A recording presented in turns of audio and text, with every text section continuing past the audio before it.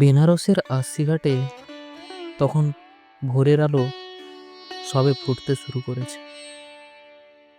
কুয়াশার পাতলা চাদর সরিয়ে সূর্যদেব যখন গঙ্গার বুকে আলপনা আঁকছেন, ঠিক তখনই মাঝি মোল্লাদের হাঁকডাক শুরু হয়ে গিয়েছে।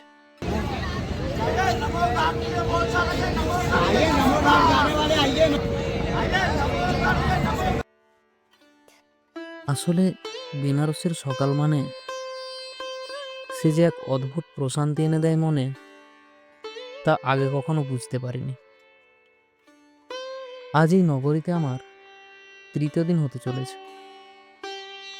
দশার সমেত ঘাটের সন্ধ্যার আরতি যতটা জাঁকজমকপূর্ণ, আশি ঘাটের সকালের আরতিও ঠিক ততটাই স্নিগ্ধ, শান্ত ও শীতল একটা দিনের শুরু করে।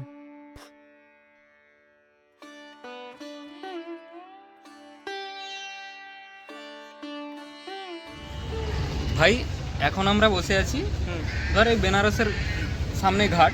হ্যাঁ। ধর ঘাটের সামনে বসে বসে তোর কি কিছু মনে পড়ছে?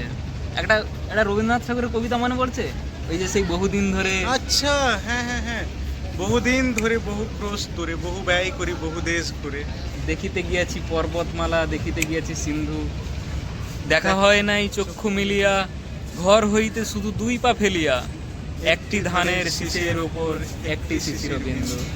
ভাই সত্যি আমরা ধানের শীষ থেকে শিশির বিন্দু সব কিছুই প্রায় দেখা হয়ে আছে। প্রায় প্রায় দেখেছি। হ্যাঁ, তাই আমরা এখন কোথায় এসেছি? এখন তাই আমাদের গন্তব্য, হ্যাঁ গন্তব্য, বর্তমান গন্তব্য ইউপি কাশী। কাশী, বেনারস। বেনারস, কাশী, বেনারস, বারাণসী, যাই বলো না কেন, সবই এক। শান্তির জায়গা। চলো ভিডিও এখান থেকে শুরু করি।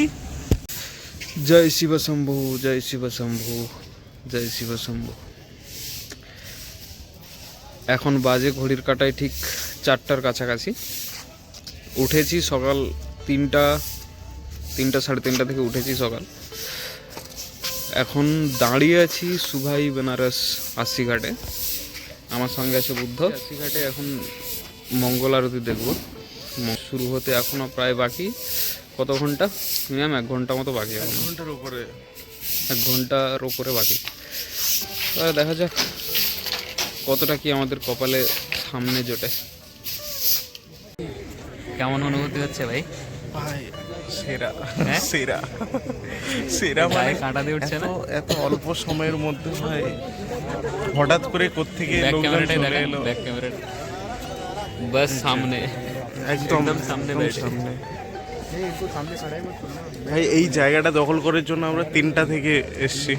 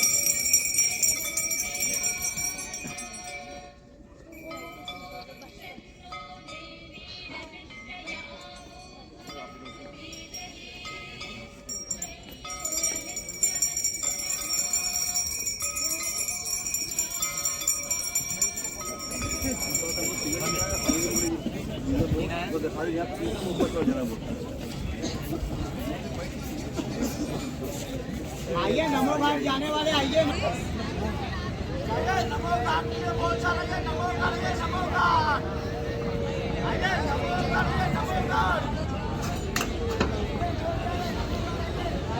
যখন আমি গঙ্গার ধারের এই বিশাল ঘাটগুলোর ওপর দিয়ে হেঁটে যাচ্ছি, তখন মনে হচ্ছে যেন আমি ইতিহাসের পাতার উপর দিয়ে হেঁটে চলেছি।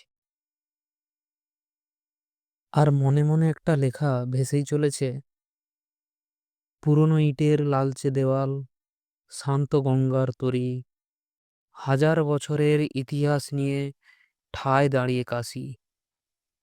একলা পথিক হাঁটছে ঘাটে, মন্থর তার পায়, অজানার খোঁজে মনটা যেন দিগন্তে হারায়।